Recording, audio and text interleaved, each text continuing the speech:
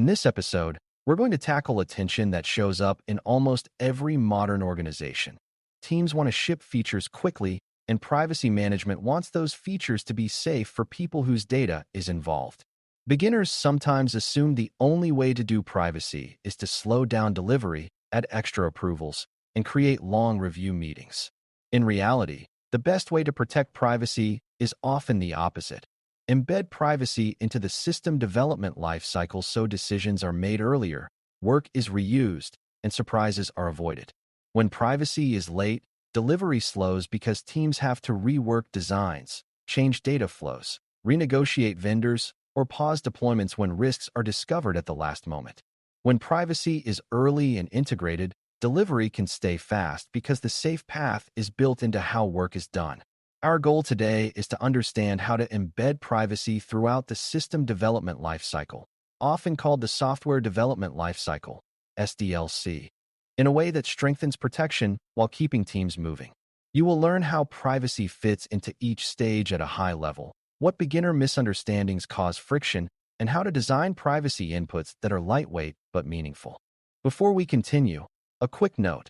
This audio course is a companion to our course companion books. The first book is about the exam and provides detailed information on how to pass it best. The second book is a Kindle-only ebook that contains 1,000 flashcards that can be used on your mobile device or Kindle.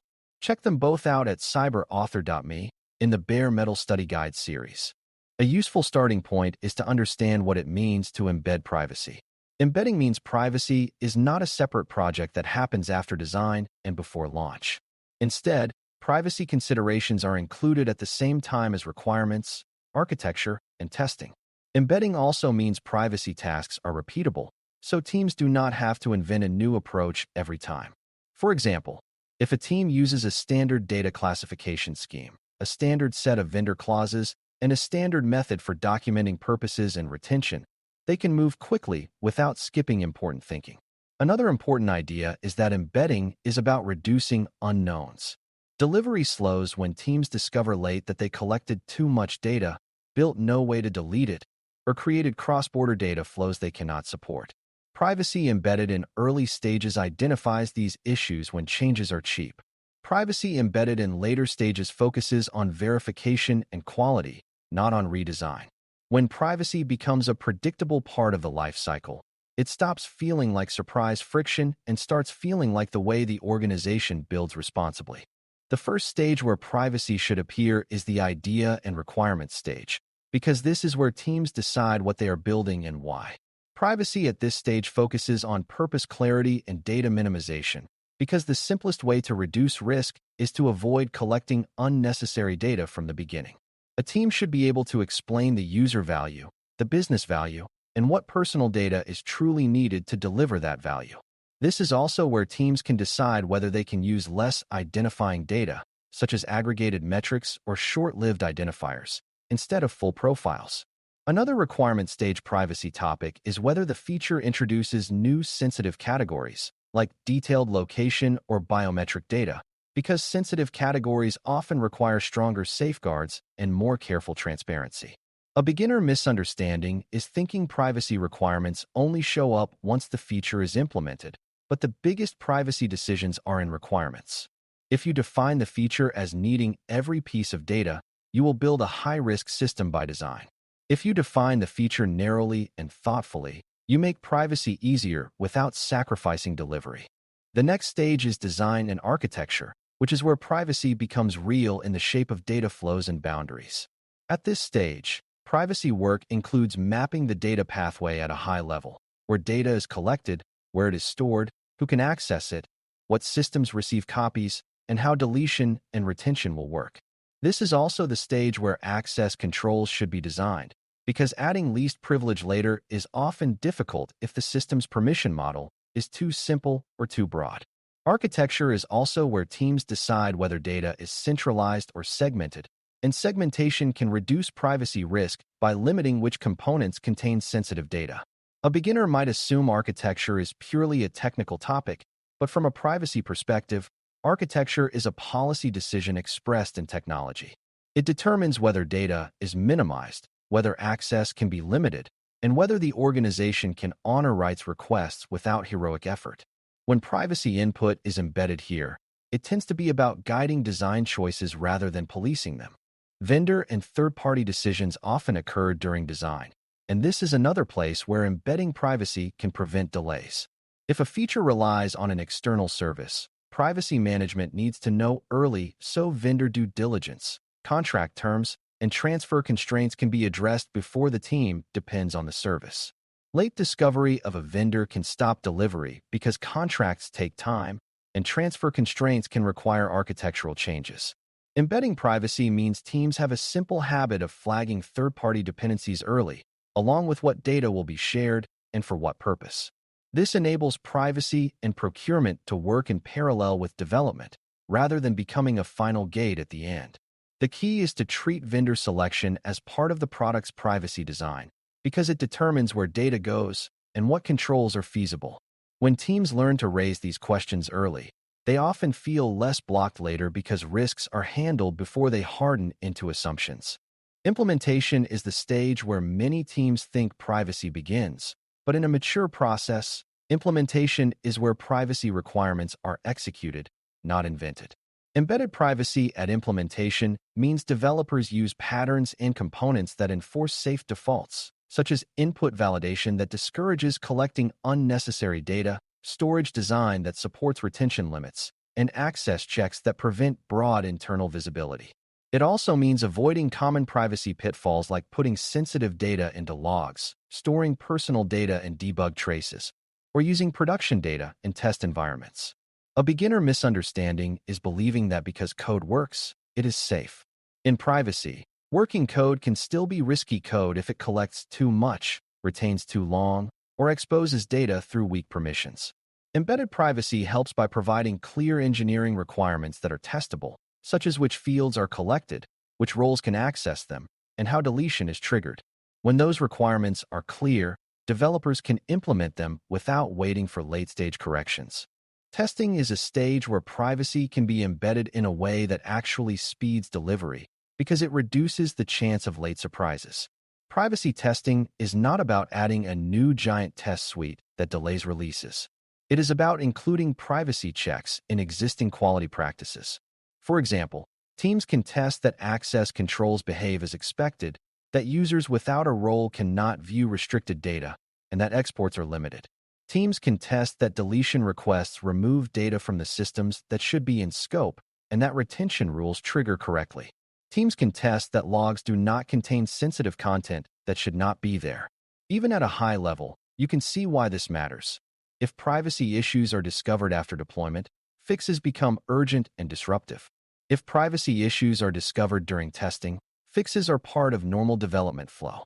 Embedding privacy into testing makes privacy predictable, and predictability is what keeps delivery fast.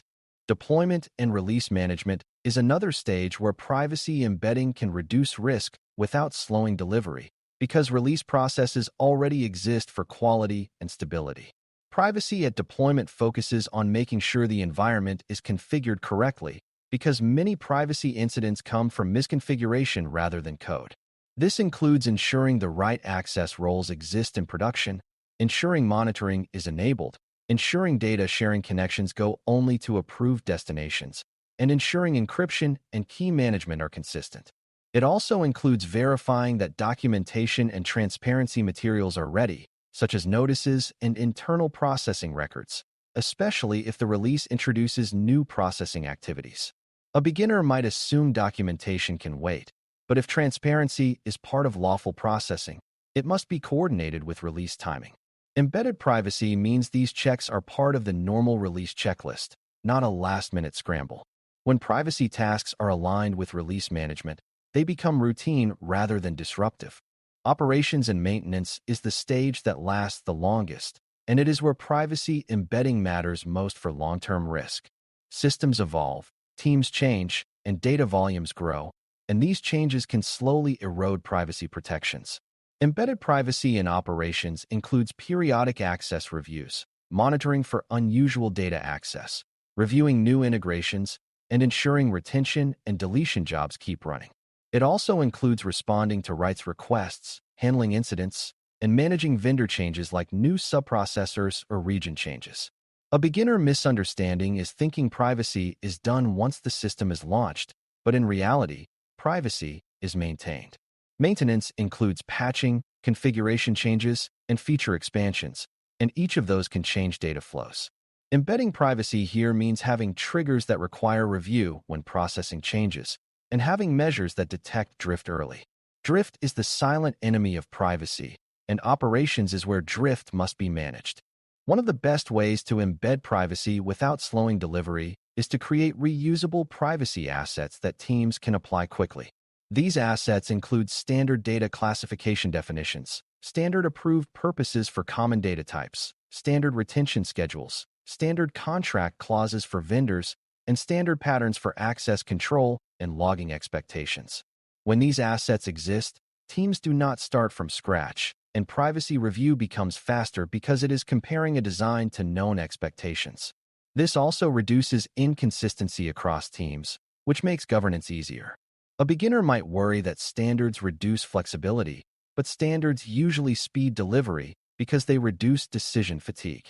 Teams can still request exceptions, but exceptions become rare and visible rather than common and invisible. Privacy management becomes a partner in delivery by providing the building blocks that make safe design the default.